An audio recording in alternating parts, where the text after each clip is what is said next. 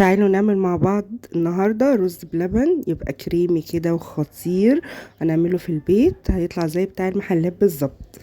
معانا 3 كوبايات من الرز، نقعينهم كده قد ساعتين 3. هنحطهم بقى في الحلة ونزود عليهم مية، 3 لتر مية او لترين، المهم يكون الرز مغطي، المية مغطية الرز. وهنسيبهم بقى يستووا لحد ما الرزاية معايا تكون مستوية على الاخر. معايا بقى هنا كوباية لبن كبيرة عليها 4 معالق من النشا، هدوبهم كويس قوي فيها. وهنا الرز معايا كان استوى، نزلت عليهم بقى ب3 لتر من اللبن. شرط يكون لبن جاموسي عشان الدسم فيه بيبقى اعلى بكتير.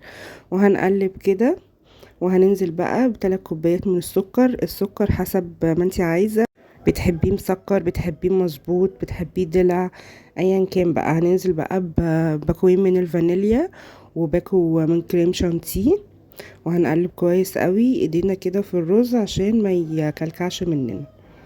وبس هننزل بقى بالخليط اللي عملناه بتاع النشا، وهنديله يا دوبك هي غلوة، وهتلاقيه معاكي بقى كريمي وعامل طبقة كده من فوق زي القشطة. وبالمناسبة لو في قشطة كمان عندك ممكن تحطي عادي. بعد كده بقى صبيته في الطواجن وفي العلب وفي الاطباق على حسب ما انتي عايزة تشيليه ازاي او هتاكليه في ايه. وتسيبيه بقى كده شوية بره لحد ما يعمل وش مكرمش، وبعد كده ندخله التلاجة.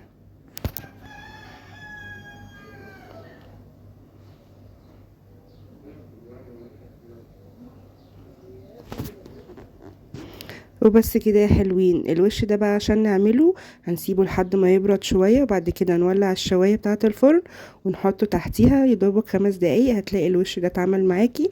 حطيه بقى يبرد شوية، وبعد كده حطيه في التلاجة وكليه بالهنا والشفا.